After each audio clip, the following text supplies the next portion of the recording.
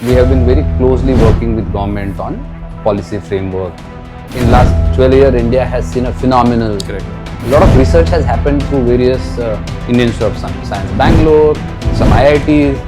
In last 12 years, it has contributed enormously in the policy framing of Bioenergy India. If I have a 200 issues to handle in a 24 hours, states compete and claim that we have a highest number of expressways.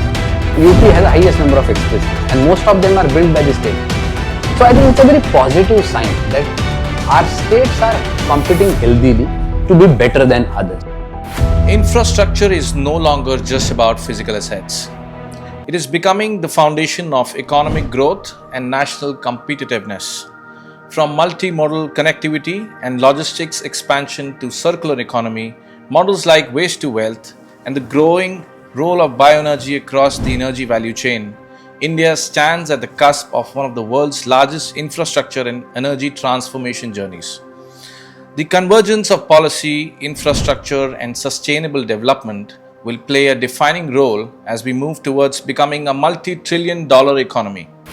Our guest today is a distinguished infrastructure and policy strategist with deep experience across large-scale national development initiatives. This is Siddharth Gautam, and thanks for signing in with Enersider. Mr. Vaibhav Dange, thank you for coming here to our podcast. Thank you for inviting. I understand Mondays are busy and you've been traveling all this while. So once again, on behalf of the entire team, thanks once again for being here. Pleasure. You were the private secretary to the Minister of Road Transport, Highways and Shipping. You have been the advisor for National Highways Authority of India, also known as NHAI. You've also founded a few leading industry associations and think tanks, and you represent a credible voice now to various markets and sectors. Now, some of this information, of course, is available in the public domain, but people would only get to know you more as they come work closely with you. And hence, we would like to understand who is Vaibhav Dange and what all is he doing towards nation building.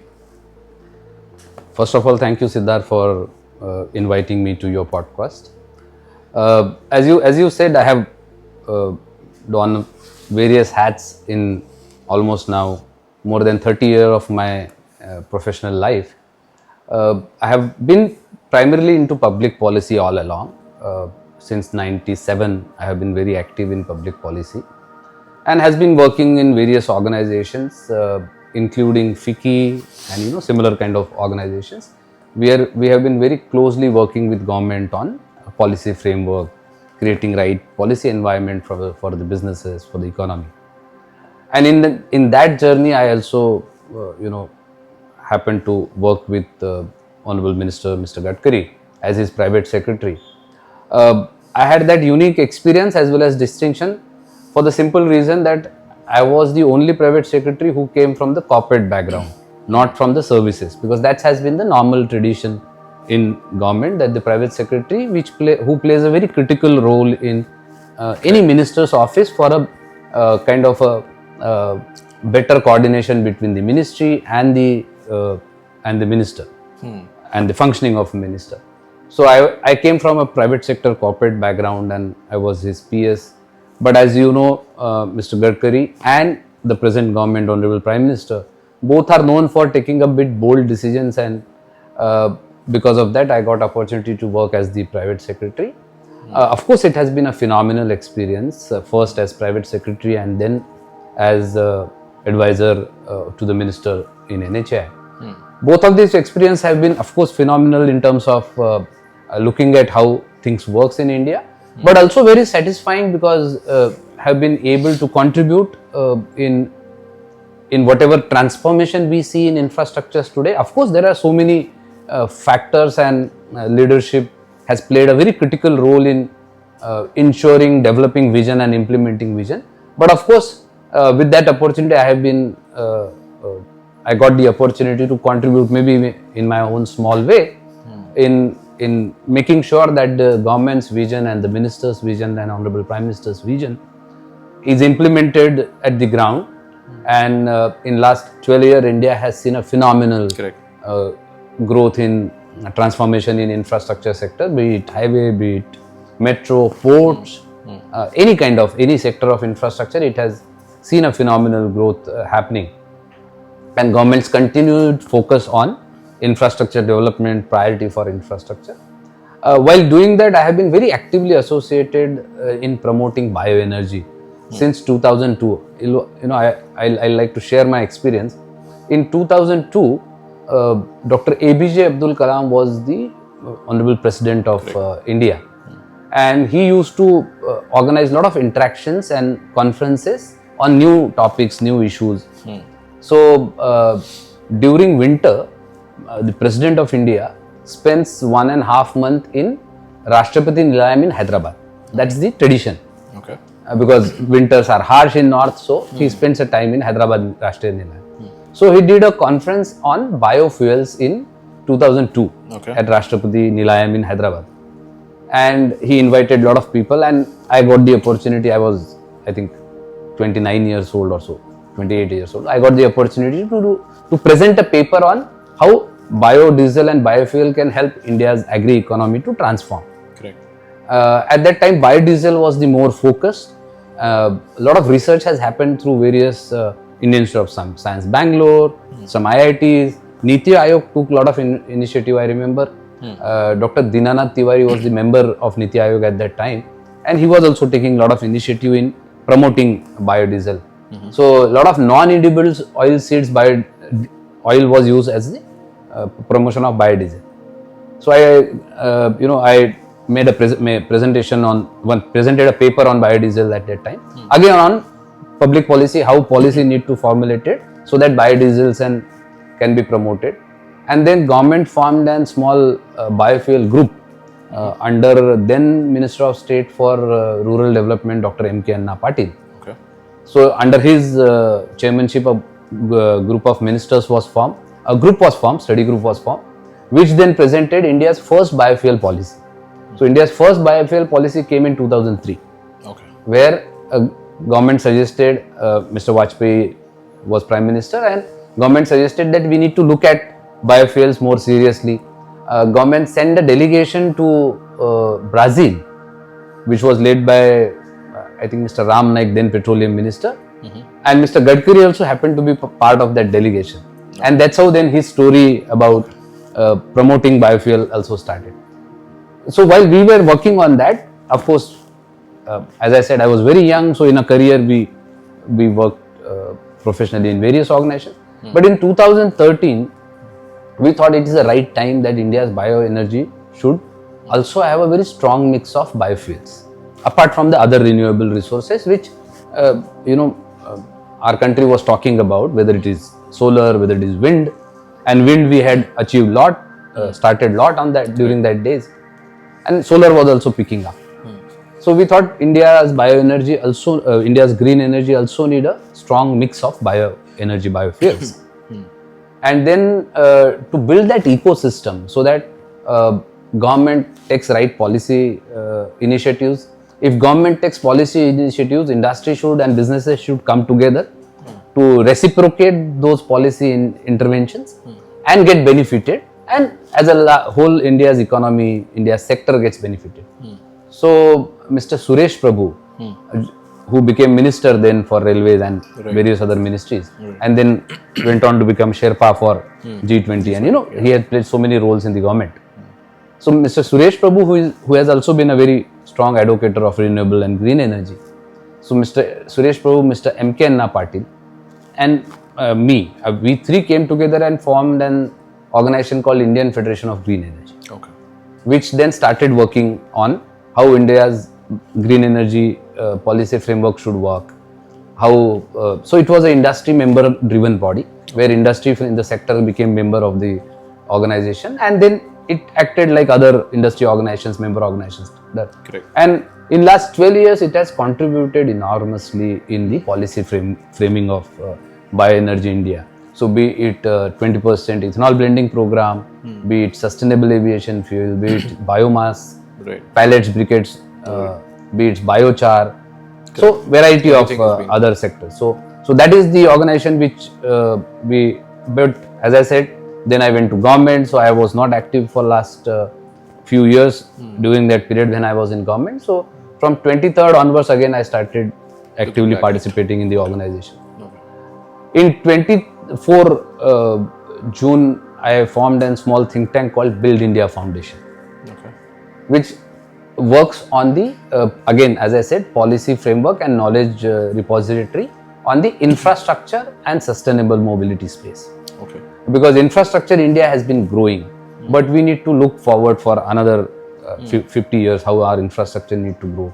We'll have to make our infrastructure more resilient, more sustainable in terms of materials use, sustainable in terms of its life, sustainable in terms of greater usage of infrastructure, sustainable in terms of that our people gets enough opportunities, infrastructure creates right framework to get people for opportunity, better logistics efficiency, better mobility efficiency. So all those elements we need to work. A lot of new technologies need to be adopted, a lot of new materials need to be adopted, a lot of elements that needs to come into planning stage, better coordination between various infra sectoral organizations, which PM Gati Shakti has envisaged to improvise. So on those all elements, Build India Foundation works closely with government, state governments, industry organizations to create that knowledge repository. So we do a lot of interactions, conferences, knowledge papers. We also do variety of such elements into the think tank, which can help state governments, federal governments to look at infrastructure and build better proposition for infrastructure. You mentioned about your experience initially as a private secretary to Mr. Gadkari. How was your experience working with him? I mean, how you define him as a leader, and what taught you under his the tenure that you've served under him? No, as I said earlier, it has been an experience of a lifetime to work with a person like Mr. Gadkari, for the simple reason that he is childlike passionate about doing things. But at the same time, he's a great human being to work with, but he's a hard task master. So I still remember he used to, travel to various places. So he's traveling taking a 9 o'clock flight, landing at 11:30, and sitting in the car, and then suddenly he'll remember few things. So he'll start calling at 11:30 and ask about those things. He used to keep a small diary in his pocket and keep note of what he needs to ask to people, what he needs to follow up, or get up early and take a 7 o'clock morning flight, and he used to call going to the airport. So very, very, very passionate about work, but at the same time a very hard task master, but very problem solving oriented. I had never seen him talking about problems. Whenever people used to come to him and meet him, before they start explaining the problem in detail, he used to start giving them solutions. So he's a very problem solving, solution oriented person, and I think that makes him a lot more better administrator, because I have not seen him saying that this is the challenge because of which we can't do it. His approach has been convince me or get convinced by me. So which has been a phenomenal experience. But as I said, good human being, passionate, taskmaster. So it makes life working with him very, very demanding and difficult. Because whenever we used to go to him, it's always like going to your exam and coming up and your all question paper is out of syllabus. So that has been his style of functioning. But I have seen him so many times in meetings, in ministry meetings, that on some issue he has made some observations and comment, and later or after a few days or few months, feedback comes, and it seems that his understanding or his comments were not right. And I have seen so many times in the meetings he has very candidly accepted that I had made those comments, but at that time the information was fed to me, made me make such kind of observations. So he's constantly improvising, eager to know what is the correct, and he has no kind of in a way ego about changing his own opinion if it is right. That's good to know. And I have never seen him looking at suggestions from who is giving what is that person's qualification, age, experience, sex, irrespective of who is giving suggestion. Okay. I have always seen him looking at suggestions on merit, not on who is giving the suggestion. Correct. That's a very good way. Which makes him probably what he is today. Correct. Correct. I also looked at your LinkedIn profile, got to know that you're a cricket passionate enthusiast, if I can put it that way. So you also mentioned of working under such dynamic people like Mr. Gadkari. So what is, if I were to connect the two dots between cricket, who according to you is the kind of character from the cricketing fraternity you think you admire, and that's the same style of working that is also, you know, visible from your working style. So what do you have to say about that? So in a way, when you are working with minister like Mr. Gadkari, you have no other option than to play T20. He will not let you play a test match. So I love Dravid more, but I have rarely had an opportunity to play like Dravid, because I remember he used to meet almost 200 people a day. And then minister meets 200 people means there are 200 issues that has come to you, which you have to finish off in a day. Otherwise, next day there will be another 200. So you don't have a choice of a backlog. Correct. So in a way, his style is a T20 player. So everybody around him has to adopt to those style. Correct. Of course, life in cricket also now it's an age of T20. But people who work with you, what do they have to say about you? I mean, how do they resonate your profile? I mean, are you also like a tough master at work, or are you a little more candid and? In a way, yes. Or probably I have become that. I don't know. But since, as I said, if I have a 200 issues to handle in a 24 hours, obviously I'll have to adopt. I have to adopt to that, and my team I used to adopt to. But as I had mentioned earlier, one thing which I have learned from him and which I sincerely try to adopt is being a good human being, which I think sometimes under the work pressure, everybody of us tries to, or it misses from our functional. Like for example, I have made a practice looking at him that even if I am leaving at 9:30 from my office and if somebody is waiting to meet me or for some work, I used to go and address that. Because I remember so many times he has said to us, if somebody is coming to our office, maybe it's member of parliament or member of legislative assembly or a common person or somebody, nobody has time, energy and resources to visit your office for their own personal gain always. You can always look at issues, right, and based on that. So be sensitive that if somebody is visiting again and again, that means there is some problem that is hurting him or troubling him. So try to look at that problem from that perspective. And I think it has helped a lot. It gave a lot of satisfaction also. I remember in 7-8 years, almost every member of parliament still, if they meet, I happen to meet all of them, they still remember me, and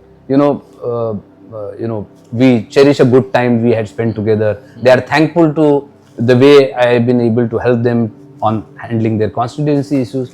So I think that's the most satisfying part of that whole journey. That if you are, and I'm sure that came because the culture which he developed in the office. As a team, you automatically adopt to that culture, sometimes reluctantly, but over a period by choice. I think that's the key. Mr. Dange, we read the news yesterday, Honorable Prime Minister talking about being conservative on the resources, right? Especially the fuel in the current geopolitics. How do you see the bioenergy sector getting benefited out of it? And if at all, a lot of people would want to know what it brings to the table, especially in times like this. Do you think this is going to be an opportunity, and how you would want to disseminate that information to the audiences?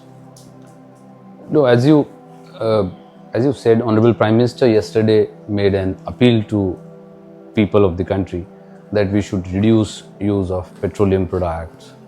As far as much as possible, reduce unnecessary travel, Correct. use public transport, use carpool, and so on and so forth. I think it's not a surprise because it has to come someday or other. In last almost 3 months or so, geopolitics globally has seen tremendous pressure on fossil fuels, transport, availability, and therefore pricing and so many issues. I think this is bound to happen because in a world we live today, conflicts are going to happen. Conflicts will never end. Someday some conflict will end, some other conflict will. Last 4 years we have been looking at Ukraine and Russia conflict. Suddenly US, Iran and Israel conflict begin. So there are so many such kind of conflicts happening. So I think there is no second thought that every nation will have to have its own self-reliance for its own energy necessity, as we call energy security. Correct. And I strongly believe that bioenergy can play a very critical role in ensuring India's energy security and India's self-reliance on energy. How I'll try to explain in a minute. India has successfully implemented ethanol blending program. We started in 2014 by 1%, and our target Indian government envisaged that by 2030 we want to blend 20% ethanol. And we are fortunate that by 2025 we have already achieved a 20% blending target of ethanol into petrol. Now imagine this situation, the geopolitical situation we are in today. We are saving 20% of our fuel Fossil requirement, petrol fuel requirement. That's huge if you look at on the national perspective. Overall consumption, yeah. It is helping us save almost 1,95,000 crore every year. It is helping us save almost 65,000 crore CO2, metric tons of CO2 every year.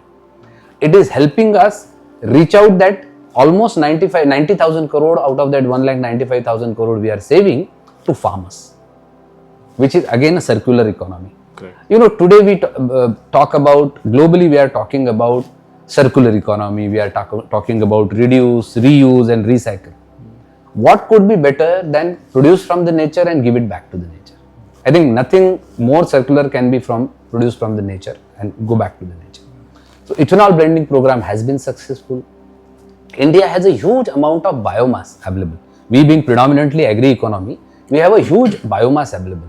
We have a huge municipal solid waste available in we have at least 100 cities and towns in India which produces large amount of municipal solid waste, which produces large amount of sewage, urban sewage. Now all that can be utilized to produce compressed biogas, which could be an answer. After the Ukraine-Russia crisis, Europe has established 5,000 plants to produce biomethane, biogas. India targets to produce, Government of India under various schemes have targeted to start 5,000 plants by 2030. There are around 200-300 operational now in India. Now imagine if we are able to reduce our gas, consumption, supply gas consumption by producing compressed biogas locally in our country. Amount of foreign exchange we will save. Amount of our reliance on the foreign fuel will reduce. Correct. We have seen before petrol crisis, which Honorable Prime Minister mentioned yesterday, we have seen the gas crisis in our country. Commercial gas prices went up. There is a tremendous amount of pressure on the domestic gas prices. Now imagine if we are able to supply 25% of our gas requirement, whether it is PNG, whether it is LPG, whether it is CNG, through our own produced CBG. There is a huge potential and opportunity. And I think India has a potential of reducing 50% of our gas requirement. If imagine our vehicles in Delhi, in 1999, Supreme Court has, with its order, asked all the commercial vehicles to convert to CNG to reduce pollution. Now imagine our transport shifts to more of a locally produced CNG. It will not only reduce pollution, it will reduce our dependency on the energy security, it will reduce and it will benefit our farmers, our agri economy. So our economy benefits because it's self-reliant, it will help us. So the Vikasit Bharat agenda which Honorable Prime Minister has kept in front of us, it also has a very serious component of energy security for the country. And I think biofuel has that capacity. And it also has an opportunity to become a global player in bioenergy. Why I am saying this? Because sustainable aviation fuel, globally all countries are looking at bioenergy as the proposition. Brazil has shown it from last 30-40 years. 100% vehicles in Brazil are flexi fuel vehicles. So you can choose to put petrol or ethanol in your vehicle. Okay. Similarly, sustainable aviation fuel has been now adopted self-mandatory by all aviation companies by 2030. So by 2030, all aviation fuel will have 5% sustainable aviation fuel blended. Now this sustainable aviation fuel has to be made from biofuels. Correct. From biomass and from ethanol. Correct. So there is a huge opportunity for India to supply that kind of biofuels to the world, bioenergy to the world. Recently, India and Japan has signed an agreement for India to kind of share knowledge to Japan how India has successfully expanded its bioenergy footprint. I think in Southeast Asia, in Middle East, India has a huge opportunity to promote that knowledge, supply bioenergy, supply biogas, supply ethanol. In fact, the first CBG plant which was established and commissioned in Brazil, the entire technology and machinery has gone from India. So India has a huge opportunity to take lead into this sector. So not only we can ensure our energy security, but we can get benefited from the opportunity that offers to our companies, our technocrats, our engineers, our plant and machinery manufacturers, our energy suppliers. So I think it makes a lot of business sense, economic sense, commercial sense. Correct. And it makes a lot of environmental sense as well. Correct. I think very, very satisfying information, and I hope it becomes a win-win strategy or a case study for everyone. I'll shift a little bit from bioenergy now towards your other initiatives in infrastructure with Build India Foundation now. So how exactly do you put it? Is it infrastructure for roadways, highways, or has it got more to it with roadways or tunnels and bridges or maritime? What all are we doing under that initiative? In Build India Foundation, we focus on all sectors of infrastructure, if I may say, all verticals of infrastructure. So be it highways, be it port, airport, be it urban local transport or metro, be it power transmission, inland waterways, be it aviation, be it water and urban utilities. So various aspects of infrastructure, digital infrastructure, smart infrastructure, intelligent transport management and intelligent transport system. So we would prefer to look at infrastructure not only from the sectoral perspective of railway, highway or port, but our larger objective, which I think Honorable Prime Minister has once put in the right words, that we want to make our businesses competitive globally. And logistics plays a very critical role in ensuring that our infrastructure our businesses are competitive. So bringing our logistics cost down to a global average level to ensure that our infrastructure is multimodal, because we have seen so many years. For example, everybody agrees that transporting your goods and people through railway is cheaper, waterways is even cheaper compared to roads and your aviation. Now, at some places we may have to have multimodal approach. Correct. India fortunately has river lines. Correct. India fortunately has huge coastal line. So we need to integrate all those together. We need to also look at transport-led development in our urban centers. Today our tier 2, tier 3 and our metropolis have become a huge congestion, or rather kind of a gas chamber cities. We need to look at expansion of our urban infrastructure to more a transport-led development, where there is a better living conditions for our citizens. Unless we do it, every year, 3-4 months in a year in Delhi, everybody talks about pollution. Yeah. Other cities are also looking at it. But globally, cities have addressed those issues. So we need to plan our infrastructure in that way. So whether it is urban utilities, whether it is urban transport, because ultimately, tomorrow we convert all of our vehicle fleets to say non-polluting electric. Still, we will be only transferring pollution to some power station. Correct. From urban center. We will not reduce pollution. True. Our idea is to reduce pollution, not transfer pollution. So we need to build that infrastructure network which could be multimodal, which could be efficient, which could be resilient, but at the same time, that's why we are talking about sustainable mobility. We are not talking about converting our mobility only to green or less carbon emitting fuels. We want to make it more sustainable. So therefore, a very strong public transport is critical to make our transport sustainable. To make our public transport green is critical. To ensure that our urban infrastructure grows as per our transport-led planning will help people to move faster. Today, for example, in Delhi, more than 50,000 vehicles travels in the morning to Gurgaon and comes back in the evening from Gurgaon. And 40-lane road is choked. How much more infrastructure you will be able to build? Correct. So I think infrastructure is not only about roads, railways, metro. Infrastructure are like your blood veins in your body for the economy. So we need to build that blood veins stronger. Our muscles need to be stronger. So right amount of multimodal holistic planning, integrating our various infra sectors together to ensure that we create a better living conditions for our citizens. Excellent. I think that's our objective. Excellent answer. And you mentioned about many, you just now mentioned many verticals, railways, roadways, highways, aviation.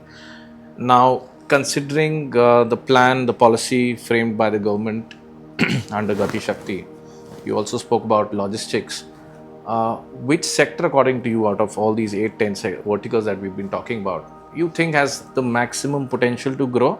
So when I say growth in terms of maybe job opportunities, maybe business opportunities for the overall value chain, what is your take on that? I think India has a huge infrastructure deficit. Of course, last 10-11 years we have covered a lot, but we still have large infrastructure deficit. And therefore, every sector has huge opportunity. If you look at railways, we have just finished our electrification. Correct. But there are so many centers we are still to connect. We have just been able to connect Kashmir by one line just now after 75 years. So there is a huge opportunity. In Northeast, we were able to take our railway to Manipur for the first time in last 75 years. So whether it is railways, whether it is metro in 2040, we were having in 3 cities. Today we are talking about 23 cities. Yeah. And India has at least 100 towns and cities which are growing. Our urbanization is already 45% and which will become almost more than 50% by 2035. So I think whether it is railways, whether it is highways, for example, highway, we need growth in areas of access control expressways, better conditions of expressway, better toll management system so that we reduce congestion on our tolls, intelligent incident management and traffic management so that we reduce our accidents.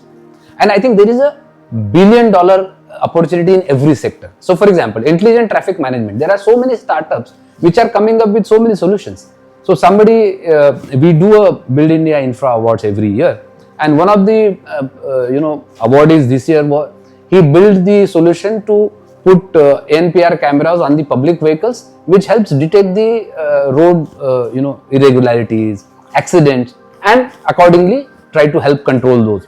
So there are so many opportunities which our technocrats, our entrepreneurs can benefit.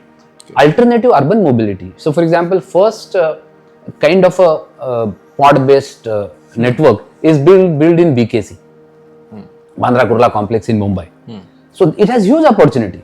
Waterways has such a huge opportunity. I remember when we were in shipping, we did one study. So India needs to develop its coastal shipping. Now what does coastal shipping means? The ships traveling within your own national water bodies, not into international water, but along the coastline. So imagine a situation which we were trying to do.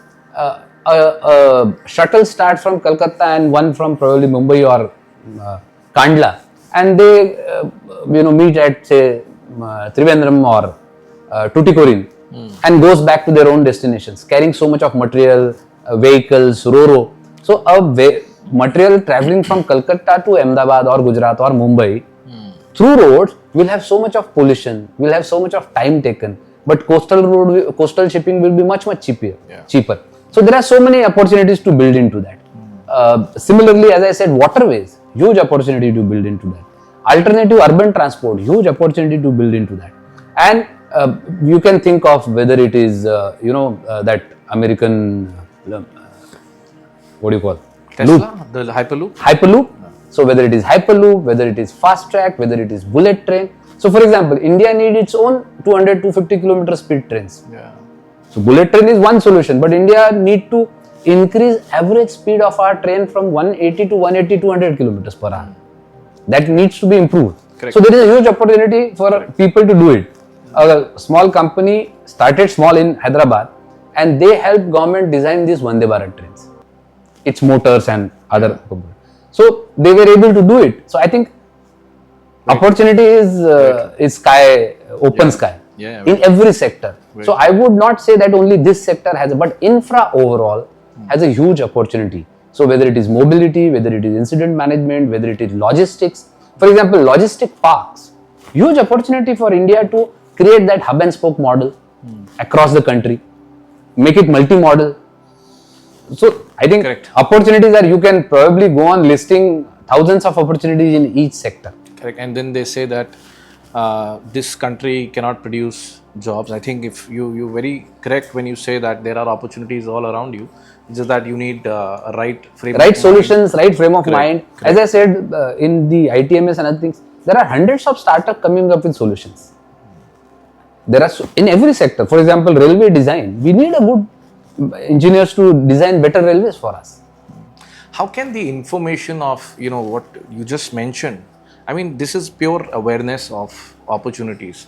How can this be disseminated to the normal common public? Because then we know that the level of a bunch of people from the country were looking here and there for the right sort of work that they can delve into. But how do you see this sort of opportunity being, or the awareness being, the information passed on to the normal public is something Build Infra India is also working towards? I think that's where people like you and me and our organization's role come in. At Build India Foundation, we try to build those kind of knowledge repositories, knowledge papers to disseminate, create interactions, roundtables. A lot more need to be done on industry academia interaction on similar lines, so that our young engineers, young managers, students of management, students of technology, engineering also look at these as opportunities and try to build solution around it. Yeah. And I'm sure government cannot just always do the information dissemination. Yeah. But organizations like us, players like you into media, we will have to play a bit role in ensuring that this information is disseminated, because it's not a one-day job. You have to regularly do it, day in, day out, every day, every month, every year. Look at those opportunities, try to build that confidence around it. Sure. For example, there is another area which is strongly coming up, is the strategic infra. We are doing a conference on strategic infra, I think in July or so, where we are looking at technologies just to build a lot of strategic infra. For example, for naval requirements, for maritime security, a lot of strategic infra needs to be built. Or you might have seen that our highways are being built where fighter jets can land at any point of time. Yeah. So many such infrastructure needs to be built, which is for a strategic need. Right. And that needs to be also looked at. In fact, defense has started a very good program on ideation, new ideas for defense to localize the defense requirement. Those kind of programs need to be come up with so many areas where our young minds can look at those opportunity with open mind, without any prejudice, try to build solutions which could be game changer for India and which are locally developed, evolved, and therefore could be more sustainable. Very true. I think you very well mentioned. We'll, from our side, of course, try and do whatever we can do in the best capacity. Of course, we'll look forward for all sort of support from the ecosystem. I'll just go more local now. I'll talk about a few states. We've also seen you doing multiple things across India. something from the northeast side, then we often see you with your initiatives and to promote multiple sectors in Uttar Pradesh, let's say.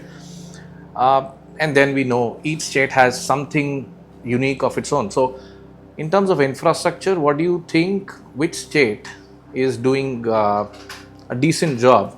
Because as you rightly mentioned, there are enough opportunities. It's what is the important thing here is to understand and then curate these opportunities into real time, projects and bring those projects into execution. Which state do you think is doing fairly well? I'm not saying this is number one or number two, but out of your recent experiences, what's your thought on that? No, the good part of the whole story is, you might have seen in last 11 years, there is a good amount of healthy competition among states to build their own infrastructure. Apart from the national highway and metro and shipping that is happening, ports that are happening. So for example, now states compete and claim that we have a highest number of expressways, for example. So UP has the highest number of expressways and most of them are built by the state. Yeah. Or Maharashtra has, for example, Mumbai-Nagpur Samruddhi Mahamarg, which is built by the state. Andhra is building similar kind of such projects. So many states are building. So I think it's a very positive sign that our states are competing healthily to be better than others. So therefore I think those kind of opportunities are there for everybody. Also, be it Uttar Pradesh, be it Maharashtra, be it Andhra Pradesh, be it Tamil Nadu. So many states are doing in that line. So I think with that positivity, our infrastructure will further strengthen. So for example, we are working with northeastern states and doing a Northeast Infra Summit on 11th and 12th June in Shillong. The reason we are doing it in Shillong, because we positively want to convey to the people that Assam is a gateway to the Northeast. But Northeast begins from Guwahati and goes much down below, much deeper inside. So we need to take people. For example, the amount of highways that have been built in last 11 years in Northeast, we started up, our associate has started a bike expedition every year to encourage people called Namaste India to just introduce them to Northeast. And the idea is to travel along those highways, understand how infrastructure has grown and stay with the people with local bread and breakfast facilities to understand the local culture. The idea is to give that message. I'll share you my example. I think 10 days back, I was talking to somebody at the airport lounge, a good friend of mine, and I told him we are doing a Northeast Infra Summit on 11-12. So, she said, yes, it's very much important that infrastructure is built in Northeast. Otherwise, people can't go to Northeast. There is no connectivity to Northeast. And I was not happy with her conversation. She saying no connectivity. So I Googled and showed her the air connectivity to Northeast, various places. And she was, surprise is an understatement. She said, I didn't know that there is so much of connectivity already built in Northeast. So for example, our Northeastern states have so many opportunities. And I'm just saying this as one example. Yeah. Every state has so much of uniqueness. Yeah. So Northeastern state has so much of tourism to offer. For example, best quality of pineapples are built in Meghalaya. Okay. So every state has some uniqueness. Our connectivity to Southeast Asia travels from Northeast. If we really want to succeed in our Look East policy, Northeast is our gateway to the entire Southeast Asia. So there are so many things to be done in every state. Yeah. Like for example, Uttar Pradesh has the capacity to become bioenergy capital of India. Oh, lovely. And I am not saying it off the cuff. I'm making this statement very seriously. We are working with Uttar Pradesh government and we are doing a India Bioenergy Expo this year with Uttar Pradesh on 11 to 13 August in Greater Noida. And we did study with Uttar Pradesh government with their, renewable energy departments and the energy departments. In fact, even today, 20% of the biogas produced in India is produced from Uttar Pradesh. Correct. Highest number of commissioned CBG plants are in Uttar Pradesh. Uttar Pradesh is the highest producer of ethanol in India. So there is a huge amount of opportunity in every state that needs to be tapped in. And therefore, I would not say that this state has a better proposition, but I think every state has a better proposition. As I said, Uttar Pradesh has a potential to become bioenergy capital. There are states where inland waterways can become very important. Like for example, after GST, suddenly Nagpur and around has become a very critical for hub and spoke model. So a lot of logistics companies have created a major logistics centers around that area, because that's a center of India, that's heart of India. Right. So creating that logistic infrastructure, efficient logistic infrastructure, is easier for them there. So every state can have their own unique advantage. Or coastal states have huge coastal opportunity. So for example, in Andhra Pradesh, a lot of companies, small units, are importing used cooking oils, converting it to biodiesel and exporting. Their job is only to do that. So there could be opportunities in any sector, and so many of opportunities. But I think we need to, and now there are right policy framework also available. So I will not say that every time policy frameworks need to be done, but opportunities are there. State, center and industry needs to work together to tap into that opportunity. Then only will become 5 trillion economy, then only will become a developed economy. Very true, very true. Now that thought gives me an idea just now, which is something like probably what in fact our company can also probably do and associate with Build India. Could be something like a state scan where we talk about each state, because as you also mentioned, every state has a unique proposition, right, and a winning strategy. Some of them have started doing something, some of them probably have still not evaluated what is the extent to which they can grow.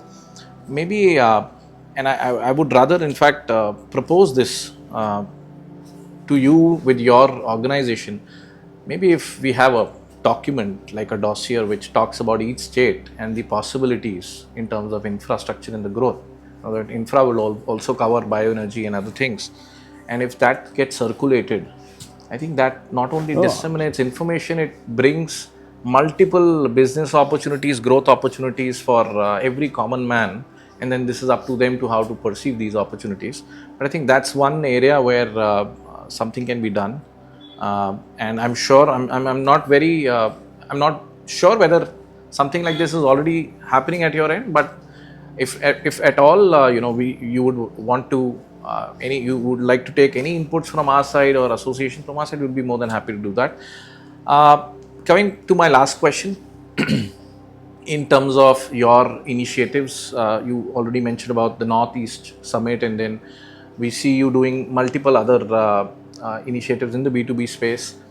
So let's talk about companies or individuals who come alongside to your vision and mission.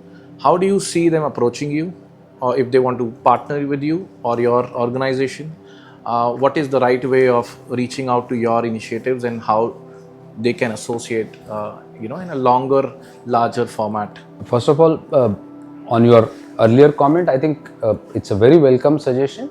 And as I said, we strongly believe, whether it is Build India or all of our initiatives, we strongly believe that it's not a work to be done in isolation.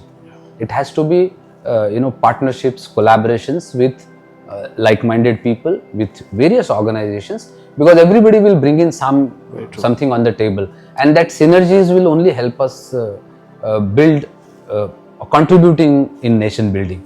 So there is absolutely very openness from our side to collaborate, partner. Like as I said, for Northeast Infra Summit, we have also involved IIM Shillong, we have involved Invest India, and so many organizations. Finer, for example, is leading that whole Northeast Infra Summit. So whole idea is to, and there we are trying to build similar kind of knowledge papers where we will be able to look at and project what are the opportunities in Northeast India to entrepreneurs, to businesses, to government, to framework right policies around. And therefore, I think that's a very good suggestion, and we can definitely work with you in crystallizing how do we do that. And this can be done for various states, not only Northeast. This can be on various areas, infrastructure, bioenergy, and various states. So I think that's really a welcome initiative. We are in fact doing some work for Northeast Infra Summit, but we intend to do a year-long study after the summit for the next year's summit, so that we have a very strong, knowledge repository with us. In fact, Ministry of Donier is also has done some study. Their study is yet to publish, but they have done some study where they have created small groups with various 7 chief ministers leading one group each, and they have done some documentation on that. In fact, that is also a good base to look at once the study is published. So similar kind of studies are being done at various places, and we collaborate with various organizations. Like for example, we do this Build India Infra Awards every year on the infrastructure sector. Right. So post that infrastructure award, this year we are trying to build compile a document of best practices of project implementation, which could become a good repository for others to look at. Correct. Which will help us deepen our interaction with industry, our engagement with industry. Industry will also get benefited from the knowledge repository which we are trying to build through that information. In fact, we are happy that our engagements with the industry has been growing every year. We started 3 years back with the first award edition, and we had around 40-45 nominations in 6 sectors. This year we had more than 130 nominations in almost 9 sectors. Wonderful. So it's growing both in terms of its reach, industry penetration, deepen our engagement, and also expand its what do you call the importance of or rather the making it more sought after award. So we have been trying to build those kind of systems, support systems, analyzing those awards. Our jury is very prestigious people in the sector who have worked in, and very independent. People have their own jury members are people who have their own standing into the sector. Correct. And they independently look at, evaluate. So I think it has helped build that credibility of the award in last few years. And we, based on those, we continue to deepen our engagement. As I said, I run a series on discovery where we try to showcase this kind of unique projects, unique practices, which are making India a global player in infrastructure growth as well as contribution.